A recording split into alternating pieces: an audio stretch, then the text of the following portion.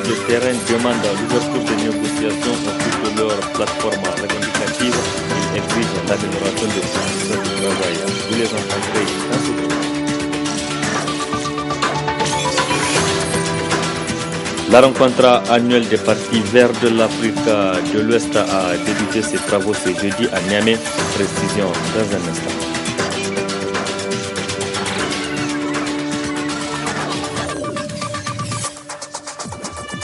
Nouvelle édition sur la télévision Labari. Mesdames, Messieurs, bonsoir. Jeudi 15 décembre 2016. Bienvenue à tous. Je le disais dans les titres, le syndicat national des agents de santé de terrain a dans une déclaration ce jeudi dénoncé l'insouciance des autorités face aux souffrances des populations. Le SINASAT exige aussi l'ouverture des négociations autour de sa plateforme revendicative. Ce syndicat menace d'ailleurs d'aller en grève la semaine prochaine si rien ne fait, nous rapporte Ousmane Sidikou et Sadoudoumi. Agents de terrain, ils le sont et sont réunis à travers un cadre qu'est celui du SINASAT, syndicat national des agents de santé du même terrain. Confrontés aux réalités du terrain dans l'exercice de leur métier, ils aspirent eux aussi à un mieux-être et un mieux vivre. Comme les contracteurs du secteur de l'éducation, ceux du secteur de la santé sont régis par le statut général de la fonction publique de l'État en son article 6. L'accès à l'emploi décent était un droit constitutionnel pour tout citoyen nigérien. Le SINASAT revendique aujourd'hui l'intégration sans concours des contractuels à la fonction publique au même titre que les enseignants. Au nom du principe de l'équité, de la justice, sous-tendu par l'article 3 de la Constitution de la République et par devoir de l'État du Niger de protéger la dignité des citoyens que nous sommes, tel que le stipule l'article 11 de la Constitution. Abandonnés à leur propre sort, ces agents de santé de terrain disent en ce moment vivre un véritable calvaire. En matière de sécurité sociale, l'État du Niger n'immatricule même pas les contracteurs de la santé à la Caisse nationale de sécurité sociale, à plus forte raison y verser la cotisation d'employeurs. Voilà des risques auxquels notre propre État nous expose. Voilà pourquoi nos femmes n'ont pas accès aux consultations prénatales à la CNSS. Voilà pourquoi nos enfants n'ont pas accès aux allocations familiales. Voilà pourquoi les accidents de travail ne pourraient plus en charge à la CNSS. Ainsi, notre dignité d'agent de l'État n'est pas protégée. Que dire d'un tel État d'Afrique de l'Ouest? Le SINASAT continuera à réclamer un tel droit non négociable. Par ailleurs, malgré le caractère dérisoire des pécules des contractuels, nous accusons des arriérés de pécules de l'ordre de 3 à 4 mois. C'est pourquoi le SINASAT, par ses grèves, revendique le paiement de ces arriérés et le paiement à terme échu des pécules. Au regard de l'extrême précarité dans laquelle ces agents végètent, le SINASAT entend poursuivre les grèves et ce jusqu'à ce que leur cause soit entendue. Les militants des partis politiques du Niger sont en formation de 2 jours ce jeudi et demain vendredi. Ils seront outillés sur les thèmes relatifs à la sécurité alimentaire. Cette formation organisée par Coordinat Adnoer rentre dans le cadre de son projet visant à promouvoir le principe de la bonne gouvernance au Niger. Faisons le point avec Assama Ousseidou et Soumel Abdoulaye. La rencontre revêt cet intérêt capital et de grande importance, elle est la problématique de la sécurité alimentaire et nutritionnelle au Niger, d'où la diversité et le choix portés sur les participants au présent atelier. À l'issue de cette étude que nous avons tenu à faire une formation et un renforcement des capacités des partenaires stratégiques du projet que vous êtes en tant que parti politique. Il y a eu la formation des hommes de médias et d'autres formations avec les acteurs à Tilaberi sur toujours la progression du système d'information d'alerte qui est le système d'alerte précoce. Donc pendant 2 jours, vous serez à mesure quand même de vous approprier de toute la dynamique de la notion de gouvernance dans le domaine de la sécurité alimentaire par des experts qui ont été identifiés par le coordinateur national et que vous tiendrez en haleine pendant les 48 heures de formation. La sécurité alimentaire, outre son appropriation par la Fondation Konrad Adenauer, les autorités nigériennes, elles aussi, y attachent le prix. À ce niveau, permettez-moi aussi de relever que l'intégration par la Fondation Konrad Adenauer de la sécurité alimentaire dans ses axes d'intervention à travers le système d'alerte précoce et l'initiative de la promotion des principes de la bonne gouvernance dans le secteur de la sécurité alimentaire participe de la volonté réaffirmée du président de la République, son Excellence El-Hadji Issoufou Mahamadou, et du gouvernement dirigé par son Excellence El-Hadji Birji Rafini d'éradiquer définitivement la faim et la pauvreté du Niger. C'est aussi le lieu de rappeler que l'initiative troisième des Nigériens, nous les Nigériens, vise fondamentalement à réaliser l'ambitieux objectif de faim zéro au Niger d'ici 2024, afin de mettre la population nigérienne à l'abri de la famine et de leur garantir les conditions d'une pleine participation à la production nationale et à l'amélioration de leur revenu. C'est dire que cette cérémonie m'offre l'agréable opportunité de remercier, de féliciter et d'encourager la Fondation à l'honneur pour l'avènement de sa nouvelle initiative portant sur la promotion des principes de la bonne gouvernance dans le secteur de la sécurité alimentaire et nutritionnelle. Pendant les 2 jours que dureront les échanges à travers des présentations au sortir de cet atelier, gageons que les participants à leur tour sensibiliseront aussi bien les dirigeants que les militants dans le sens d'une meilleure prise en compte de la problématique. Journée de partage et de capitalisation de bonnes pratiques au sein des fédérations communales des comités de gestion des établissements scolaires de la ville de Niamey. Elle est organisée ce jeudi par la fédération communale COGES de l'arrondissement communal Niamey 4 en collaboration avec l'ONG SOS Civisme. C'est la vice-maire de l'arrondissement communal Niamey 4 qui en a présidé la cérémonie. Compte rendu avec Nafisa Zakou et Halidou Bourema. Cette journée de partage et de capitalisation des bonnes pratiques au sein des fédérations communales CGDS de la ville de Niamey est un appui à l'amélioration de la gouvernance scolaire dans l'arrondissement communal Niamey 4. La rencontre est la première depuis l'existence du partenariat entre l'ONG SOS Civisme et la fédération communale COGES du 4e arrondissement.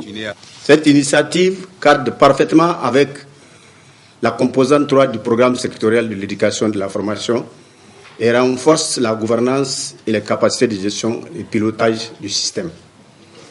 Au cours de cet atelier, d'une demi-journée, chacune de nos fédérations de la région se présente à vous tout en vous indiquant les activités réalisées, les ressources mobilisées en conséquence, les résultats attendus, les leçons tirées et les difficultés rencontrées. Ces présentations se termineront par la mise en relief de certaines bonnes pratiques réalisées par nos CGDS locaux en signe de capitalisation d'expérience. Quant au coordonnateur de l'ONG SOS Civisme, il est revenu sur l'objectif principal de cette journée. L'objectif principal de cet atelier, c'est vraiment de partager les expériences en matière de participation des communautés dans la gestion et la gouvernance des établissements scolaires, en vue d'identifier les bonnes pratiques dans ce domaine et pour qu'elles soient dupliquées dans les différents arrondissements communaux de la ville, puisque initialement le projet vise à améliorer la gouvernance scolaire dans l'arrondissement communal de Niamey. En ouvrant les travaux de ces assises, la première vice-maire du 4e arrondissement de Niamey n'a pas manqué de souligner l'importance d'une telle activité. La rencontre de ce matin, objet de la présente cérémonie d'ouverture, se veut un lieu du rendez-vous, du donner et du recevoir, comme le dit le regretté poète président Senghor. C'est pourquoi les participants devraient avoir des échanges fructueux et des expériences réussies pour avancer la gouvernance scolaire dans les comités de gestion décentralisés des établissements scolaires de Niamey. Il faut noter que cette cérémonie a regroupé tous les acteurs intervenant dans le domaine de l'éducation à travers les comités de gestion des établissements scolaires COGES.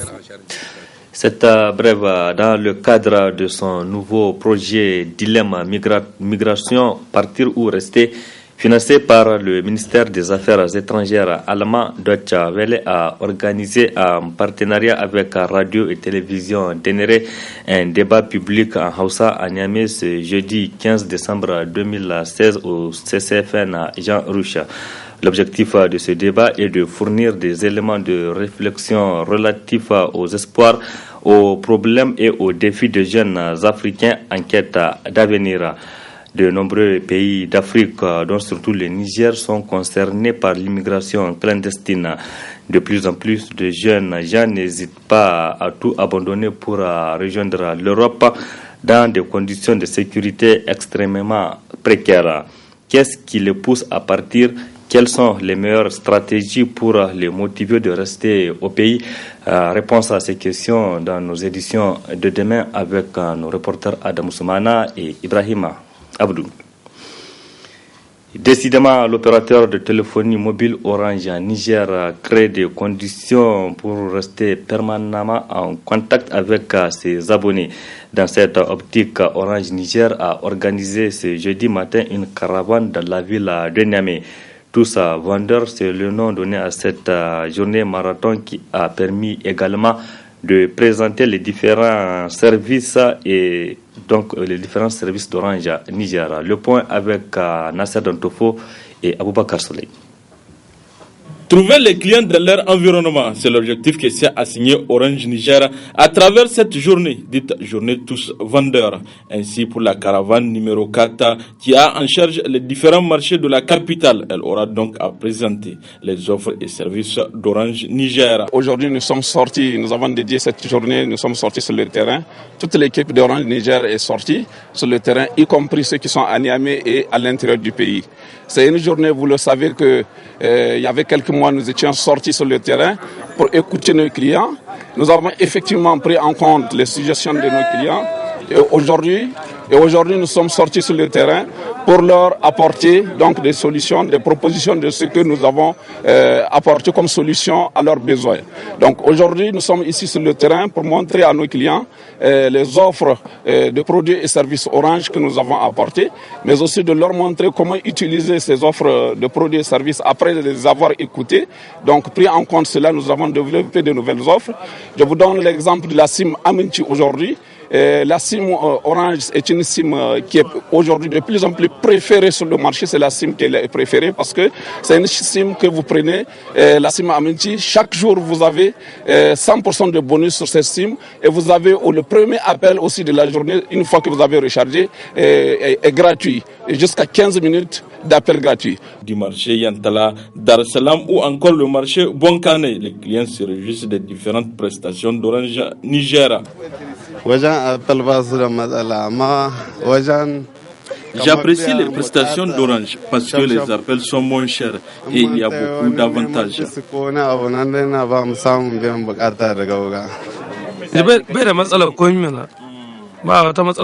Orange est un opérateur où on ne rencontre pas les problèmes récurrents de réseau. Voilà pourquoi je ne peux pas m'en passer d'Orange Niger.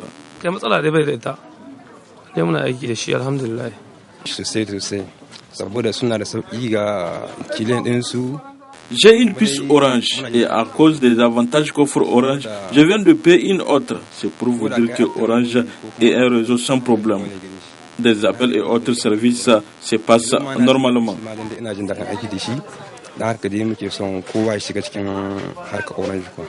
Une fois de plus, Orange Niger se montre préoccupé de la qualité et accessibilité de ses services en étant proche de ses clients. Comme quoi, Orange Niger se rapproche de l'essentiel. Défis environnementaux et emplois verts, c'est le thème de la 3e Académie verte de la Fédération des partis verts et écologiques de la région Afrique de l'Ouest. Une rencontre annuelle des partis verts de cette partie du continent prévue pour durer 2 jours. Le compte rendu avec Ousmane Sidikou et Sadou Doumi. Le cadre ainsi créé est celui de la 3e Académie de la FEPEV-RAO, Fédération des partis écologiques et verts de la région de l'Afrique de l'Ouest. Par des spécialistes, la rencontre étant annuelle, elle table sur certaines préoccupations vives du moment dans le domaine. Cette formation que la FEPEV-RAO est en train d'organiser sous l'égide de la FEVA, C'est une formation qui est faite chaque année pratiquement pour partager un certain nombre de connaissances avec des spécialistes des questions comme ceux des changements climatiques, comme ceux des emplois verts avec un rapport avec la jeunesse, ou bien femmes et emplois verts, et d'autres communications que nous aurons au cours de ces 2 jours. Donc c'est une formation qui est vraiment ciblée, qui s'adresse aux délégués qui sont là. Changement climatique oblige, c'est ce qui justifie d'ailleurs une telle frénésie de ces partis verts pour s'y adapter. Face aux conséquences du changement climatique, l'humanité doit se réinventer afin de s'adapter à cette nouvelle donne et agir de façon pérenne pour renverser cette courbe qui nous mène tout droit vers le chaos. En termes d'idées nouvelles et pour apporter une réponse durable à ces nouveaux défis environnementaux, les écologistes ont fait émerger l'idée des emplois verts avec pour finalité de permettre à l'homme de profiter de la nature tout en la préservant pour les générations futures. Les thématiques qui seront abordées au cours de ces journées nous permettront d'aller plus en profondeur dans l'appropriation de ces défis nouveaux. La FEPEV-RAO, fidèle à certains de ses principes, saisit ainsi cette opportunité de se retrouver à la hauteur de ses ambitions. Fidèle à sa philosophie de renforcement des compétences de ses militantes et militants, la FEPEV-RAO se retrouve une fois encore en ce jour à la hauteur de ses ambitions.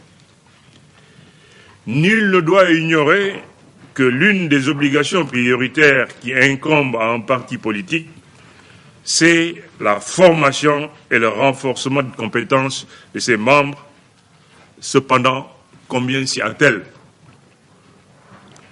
Or, un militant politique formé, c'est une violence de quelque nature que ce soit, de moins, surtout pendant et après un processus électoral. Par des verts et écolos, et pour eux, cette académie se veut un cadre de réflexion, de partage et de proposition sur les défis induits par le changement climatique. C'était donc un reportage signé Ousmane Sidikou et Chebou Guisso. Le discours de la BOL 20 juin 1990, une nouvelle thérapie pour l'Afrique, c'est l'intitulé d'une nouvelle œuvre littéraire parue aux éditions L'Harmattan. Cet ouvrage de 192 pages écrit par un compatriote du nom donc de Issoufou Konaté a été présenté hier soir au Centre culturel franco-nigérien CCFN Jean Rouge. Le résumé avec Michel Dedji et Aboubakar Soleil. Le discours de la BOL, c'est le discours prononcé le 20 juin 1990 par l'ancien président français François Mitterrand, qui a demandé aux chefs d'État africains d'instaurer la démocratie comme système de gouvernance s'ils veulent continuer à bénéficier de l'aide de la France. 27 ans après, l'auteur de cet ouvrage estime que les populations africaines n'étaient pas en réalité socialement prêtes pour cette démocratie qui a encore de nos jours beaucoup de difficultés à être mise en œuvre. C'est une démocratie pratiquement factice aujourd'hui. Elle n'a rien produit de bon pour le compte du continent africain. La preuve, c'est que toutes les tares que nous avons avant 1990 sont encore là. Le chômage, la pauvreté, le manque d'eau potable, tout ceci sont encore là. C'est tombé tout d'un coup, et puis c'est venu, c'est parti. Et c'est pour ça que la démocratie ne marche pas, parce qu'on n'a pas préparé les conditions pour la faire. Comment voulez-vous être démocrate avec des gens qui ne sont pas sincèrement honnêtes? Ça ne marchera pas. Une démocratie, c'est une valeur de développement, une forme de gouvernance, mais il faut que les gens soient formés à le faire. Et pour qu'ils soient formés, il faut qu'il y ait des valeurs morales, valables. Il faut être un homme de bonne moralité pour diriger. Il faut être un homme sincère. Parce que si le peuple vous fait confiance, vous ne l'êtes pas, mais ce qui se passe, et là, on le voit, détournement par-ci, par-là. Le peuple souffre encore. Donc nous avons déjà raté le coche de pouvoir être démocratique avec un taux d'alphabétisation de 80% de la population. C'est pratiquement impossible. Donc on aurait dû commencer par éduquer d'abord nos enfants, nous-mêmes, avant d'être dans l'histoire de la démocratie. Selon l'auteur, il est donc clair que la thérapie proposée par Mitterrand et ses élèves leaders africains de l'époque n'a pas porté de fruits et pire pose un sérieux problème de trouble social En ce qui concerne l'accession au pouvoir par voie démocratique avec des élections parfois truquées et la limitation des mandats. Peut-être il faut aller à une conférence nationale de développement pour que l'Afrique dise à chaque dirigeant qui viendra au pouvoir, voilà comment nous comptons développer notre pays. Et que chaque dirigeant qui arrive avec le programme de la conférence de développement suit ça pour arriver à un développement du continent africain à partir des méthodes endogènes, en tenant compte de nos charges et de nos trucs culturels, en tenant compte de nos valeurs culturelles endogènes. La démocratie a certainement engendré l'éclosion des libertés dans les États africains, mais il n'est pas certain que la gouvernance ait été améliorée. On constate que les nouvelles constitutions qui avaient été adoptées, les nouvelles constitutions qui notamment limitaient le nombre de mandats, qui limitaient même les prérogatives des chefs d'État, elles sont aujourd'hui dans la plupart des États révisées. Et puis la démocratie elle-même, aujourd'hui, elle se limite en réalité à l'organisation régulière des élections qui ne sont pas toujours transparentes et qui sont généralement contestées dans la plupart des États. Vous avez les exemples les plus récents en Gambie où le président sortant a d'abord accepté qu'il avait perdu et ensuite aujourd'hui il dit qu'il n'accepte pas la défaite. Diplômé de l'Institut commercial supérieur de Paris en gestion et titulaire d'un DES en démocratie et gouvernance de l'Université Sherbrooke au Canada, l'auteur de cet ouvrage ouvre la voie à la réflexion et au débat sur les vrais remèdes qu'il faut au continent africain. Et c'est la fin de cette édition. Merci à vous qui l'avez suivi. Restez en compagnie du programme de la télévision Labari. Au revoir et excellente nuit à toutes et à tous.